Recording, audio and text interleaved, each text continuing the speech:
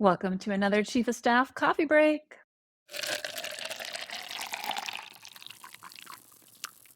Last time we talked about why it's so important to interrupt bad behavior when you see it happening. But we didn't talk about how do you go about doing that? You see somebody lying, you see somebody gossiping, you see them doing something that shows a lack of integrity or judgment. Whatever it is, how do you real time give them that feedback that this is not something you want to see happen again?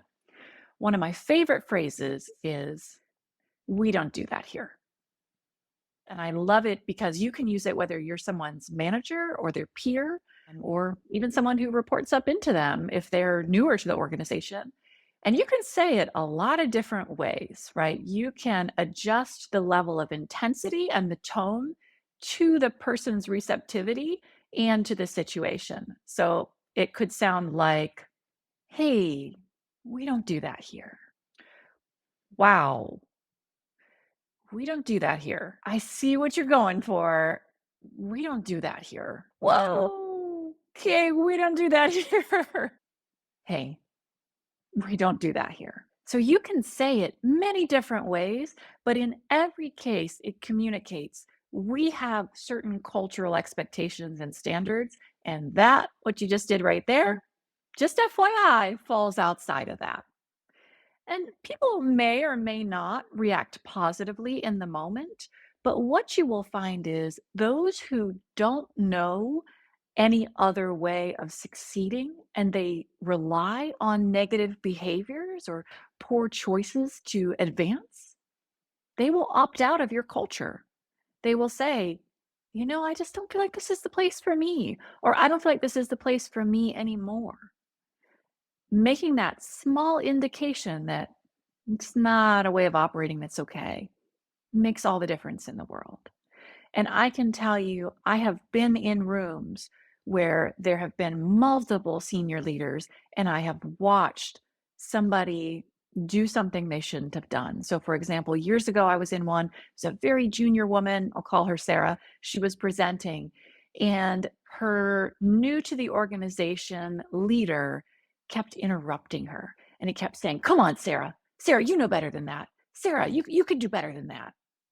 And, you know, he's new to the organization. Maybe he feels like she's bombing this presentation. He's a little embarrassed.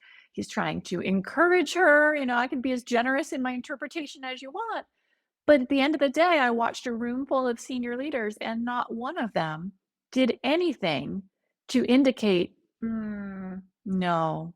And I was the one who had to say, and I at that time was between them in levels, but was very well respected. I was the one who had to say, "Hey, she's really communicating pretty clearly right now. And what you're doing, I mean, it's just not something that we do here. Let's try it a different way." And you know what's fascinating? He thanked me after the meeting. That doesn't always happen, but in that case, genuinely, he didn't recognize that he was showing up in a way that was negative for him and that was hurtful to his team. Frankly, I think he probably knew it was hurtful to her, but it sent a message that that's not how we're going to do things. And I imagine that may have happened one or two other times with him, and he pretty quickly opted himself out of that organization. He recognized this is not a good fit for me. And that's positive. That was a good development for everybody involved.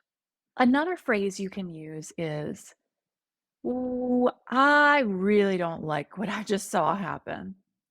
I don't like what happened in that meeting. I don't like what I'm seeing happen right now. The way you're going about this doesn't work for me and my team." There are many ways you can interrupt bad behavior in a way that doesn't put somebody on the defensive, doesn't make them feel overly judged, but does make clear we have a standard here.